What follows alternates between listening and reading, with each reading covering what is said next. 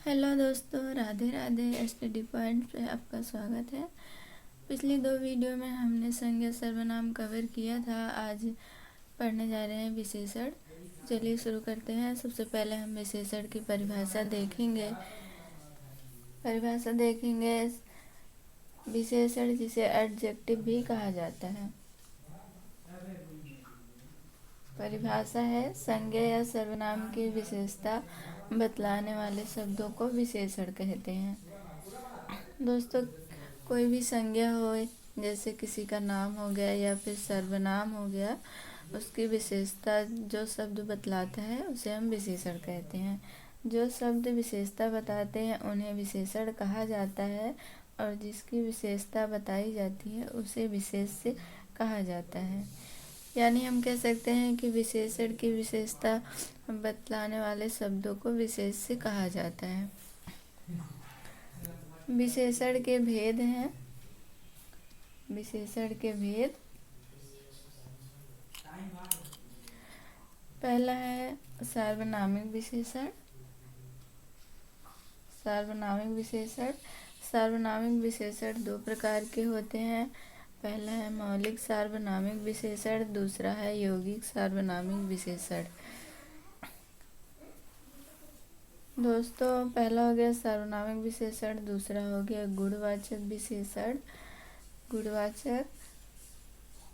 तीसरा हो गया संख्यावाचक विशेषण। संख्यावाचक विशेषण भी दो प्रकार के होते हैं। निश्चित संख्यावाचक विशेषण, दूसरा है अनिश्चित संख्यावाचक विशेषण। चौथा है परिमाण बोधक विशेषण।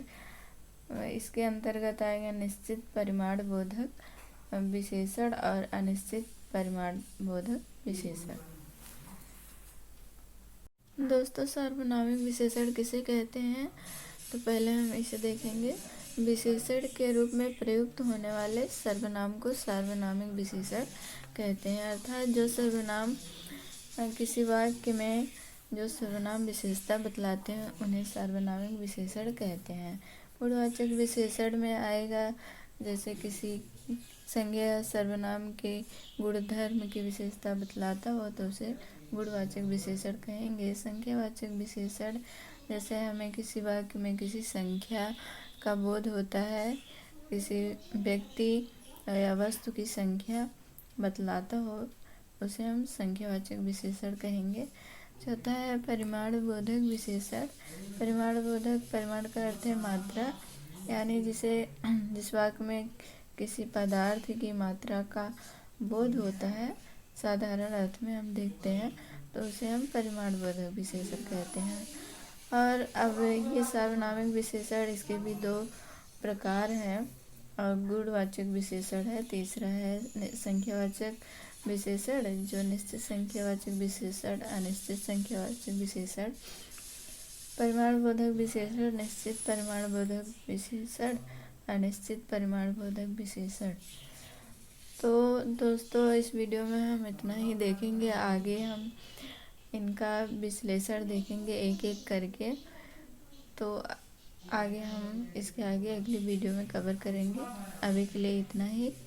धन्यवाद वीडियो देखने के लिए। अगर वीडियो पसंद आई हो तो लाइक और सब्सक्राइब ज़रूर कीजिए। धन्यवाद।